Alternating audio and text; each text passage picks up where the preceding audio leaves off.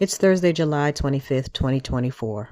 And in a short I created earlier this evening, I made some statements about Donald Trump, real estate, registration, and insurance that are worthwhile to replay in this video. So humor me for an additional minute if you have already reviewed the short. This is a message for people who do not understand why people like Donald Trump say things like, I don't do it for the money. I've got enough, much more than I'll ever need. I do it to do it. Deals are my art form.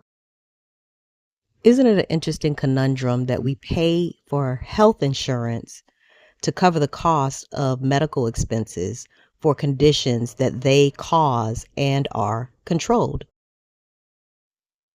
These are screenshots from the popular online computer game, The Sims, where you can earn simoleons, which is a version of money, to live a life online.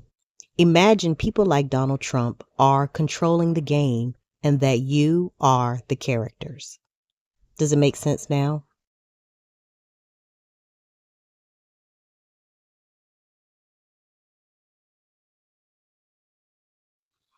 Are you registered?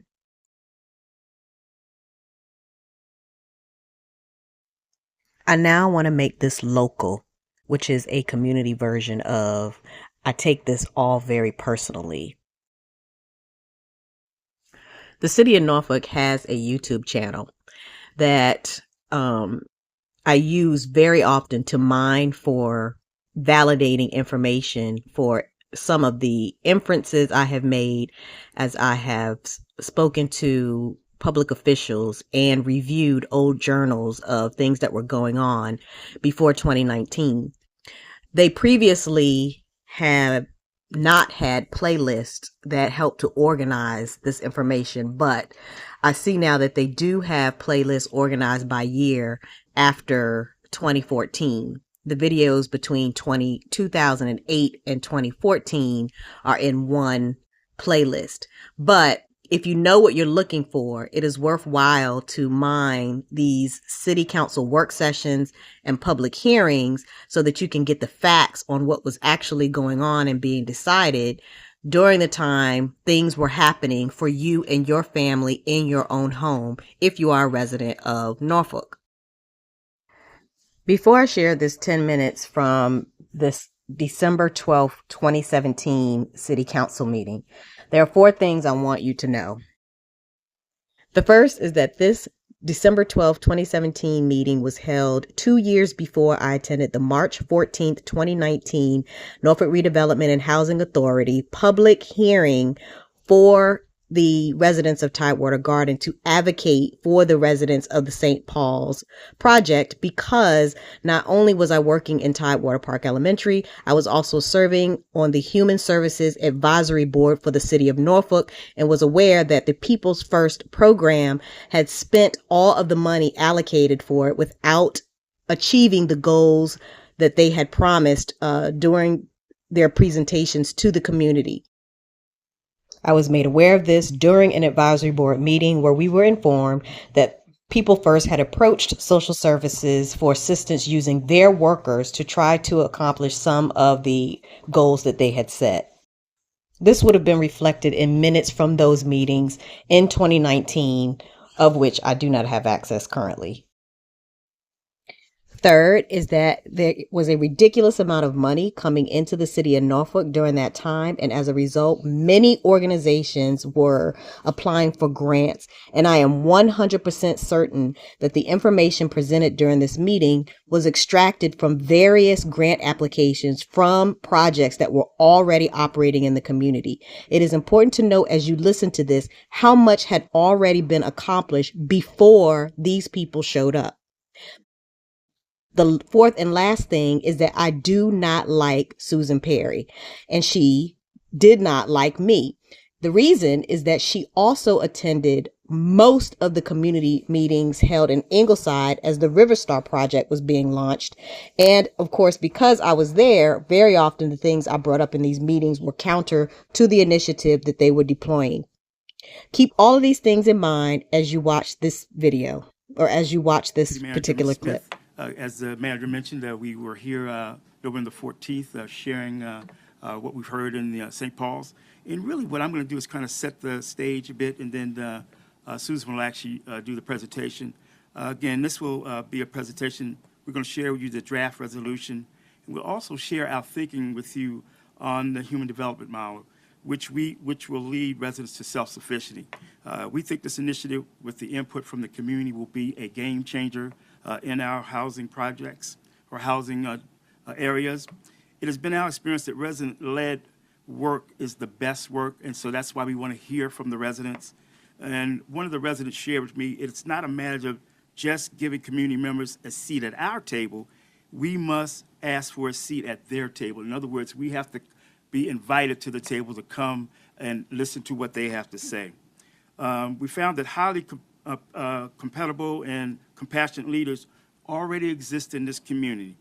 These leaders have relationships with the members of that community and also understand the aspirations of the youth, families, and residents we hope to serve. We're going to leverage those relationships and build on those relationships. City Manager last week had an opportunity to share the previous presentation with the United for Children, and he shared a quote that the mayor had given him from FDR, and I'd really like to share that with you as well. And it says, the test of our progress is not whether we add more to the abundance of those who have much. It is whether we provide enough for those who have little. That was powerful for us in terms of everyone hearing that conversation, and really has energized what we try to do as a collective group. And we have many folks here that are working on this, Human Services, CSB, all are part of this, what we're trying to do. So really, I'm going to step aside and let you know that we're building on the strength in the community. We're not, everyone is inclusive and at the table, but again, it's going to be at their table. And I'm going to share this with, share the podium with Ms. Susan Perry. Thank you. Well, good evening, Mayor and members of council. Again, it's an honor to be with you today to provide an overview of the Human Service Transformation Plan that we propose for the St. Paul's area. Our team, again, as James said, included many city departments, including Human Services, Neighborhood Development, the Community Services Board, and Planning, as well as our partners at NRHA.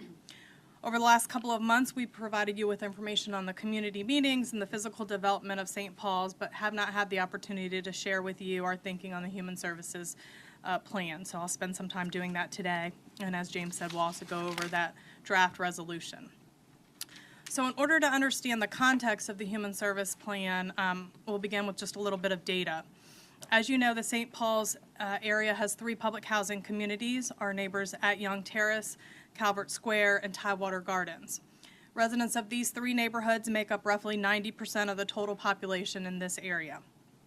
And while almost 1,700 units of public housing were built in the 1950s and have outlived their useful life, they house 4,174 Norfolk residents who rely on this housing for their families. More than half of those 4,100 residents are children, and just over 200 of them are seniors, age 62 or older. That means about 1,750 of the total residents in this community are working age or between the age of 18 and 61. So as you can see from the sheer numbers of the Norfolk residents in this area, this is not a light undertaking. However, the structural and intentional isolation of low-income people of color into these neighborhoods by those who came before us have perpetuated a cycle of intergenerational poverty. And while we did not create it, it is now our responsibility to address it using the same level of intentionality and structure to open up the many opportunities of our city to our neighbors in St. Paul's. So this is the basis of our plan. Again, the challenges will be great. The majority of the families are making less than 30% of area median income. And so in Norfolk, that's just over $24,000 for a family of 4. This means the majority of the families will need subsidized housing, either in other public housing communities or through the use of vouchers. Average income in the St. Paul's area is just around $10,000 a year. Right now, there are 100 participants in NRHA's Family Self-Sufficiency Program, or FSS. These are families who are currently escrowing their rents towards the goal of home ownership. Additionally, 595 families in the Tidewater, Young, and Calvert areas are on the Housing Choice Voucher waiting list who have indicated that they're waiting for vouchers to move out of these communities. While approximately 30% of the residents in Young, Calvert, and Tidewater have lived in the neighborhood for 10 plus years, almost 50% have lived there less than 5 years. So they're using that as temporary transitional housing. What we heard a lot in the community meetings from residents is that there is a desire for a voucher to obtain housing on the private market, but they need and want greater assistance in locating good housing and being successful at using those vouchers. Another data point to consider is the poverty rate. In St. Paul's, the poverty rate is approximately 70%, whereas the citywide average is just 19%. Lastly, Norfolk has 2 public schools in this area, which primarily serve low-income students from these 3 neighborhoods, and neither are meeting state accreditation standards. Our neighbors and our children deserve better, and those we spoke to at the community meetings were committed to providing a greater future for their families, and so are we. So in order to assist residents in obtaining that future for their families, we're proposing a human services transformation plan that focuses on families and prioritizes their own goals and desires. Therefore, the goal of the human services plan is that residents will achieve their own identified goals for economic independence, home ownership, and self-sufficiency. Our work is really to provide the highest quality services, different and more intense than what we have done in the past, based on proven best practices that will help residents reach their stated goals. So we're not trying to just revitalize the area, but to really create a system that breaks the cycle of intergenerational poverty for Norfolk residents. This human services transformation plan will provide intensive case management and referral services for families that will start with individual meetings with every family in the community to understand their goals for their families. A plan will be developed with residents, and it will be a multi-generational plan. So we don't plan to just work with the heads of households, but with the youth and seniors as well. This program will emphasize triaging families to adjust barriers to self-sufficiency or sustaining stable housing. Components will include workforce development, housing, and supportive services that will cover all the things that make up one's health and wellness. As we work with families, we may find that there are other components that need to be added to this transformation plan, and so we will do that. What we know for certain is that we must be prepared to invest a considerable amount of time, commitment, and funding for families to succeed. This will require a strong commitment and collaboration from leadership at the Housing Authority, the city, and from residents. And additionally, we need the support and buy-in from all local players. Under the workforce development or employment component of the plan, we will develop programs that aim to help residents with little or no work experience connect to the labor market, and those currently working families to acquire the training they need to move up to family-sustaining wages. We will be investing in high-quality training with partners with proven programs and services. We have an effective model already that is working well and is consistently being improved through our work at Norfolk Works. By combining workforce development and economic development, we have been very successful helping residents obtain jobs in this city. But this program will go beyond job preparation and placement and will invest deeply in training, job retention, and continued support beyond helping residents get a job. We also know that before we can assist someone in securing and maintaining housing, or before we can expect someone to be successful at a job or move up the career ladder, they must have access to all the services and support systems that allow you or I to be successful. Childcare, transportation, food security, and medications are immediate needs that we will assist with, but we will also invest in things that create lasting outcomes and build wealth, like strong job training, proven financial education and coaching, and academic support and mentoring for our youth. We know this system has to be different than what we've done in the past. Oftentimes, these supportive services are the ones that are so important to making everything work, but are often removed or eliminated when someone gets a job or moves out of public housing. So we're really looking to build a system that stays with families and provides services over a period of time as financial wealth and stability is achieved. In the area of housing, our focus will be to strengthen residents' ability to connect to neighborhoods of opportunity based on their housing choices.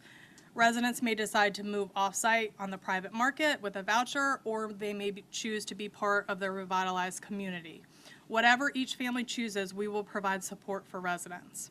For those wishing to move off-site, we will assist in locating housing and applying for and securing housing, and working with landlords and property managers and in developing an early alert system for residents who move off-site, so that if they find themselves in a crisis, we have a system in place to help early so that they don't lose their voucher. For those wishing to be part of a new revitalized neighborhood, we will assist them in reaching those goals and through the transition. Case managers and counselors will require significant time upfront with residents, so we really desire rapid implementation of the program components. The sooner we can begin working with residents, the better. And through the community meetings, residents have really expressed that these are the types of services they are looking for.